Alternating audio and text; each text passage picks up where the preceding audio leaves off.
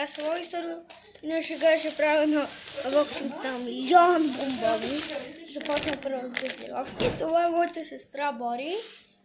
И може да последвате в нейния канал. Тя се казва Красимира Василова, като моя канал. Слава! Да. То ти се казваш Красимира Василова. Не става защо. Тя яде такова. Бизалка. Да. Искаш ли една газировка? Да. Добре, ставате тези газировки. Може да не ги опитвате, но ако сега ще се върна пак, може да го купите в денонощото това. Сега ще правим реакция на това. Не може ли една на рибката да давате? Не. Ако ви се яде, па да ви ги пържим, рибките. Не! Бори, те така ще се пържат.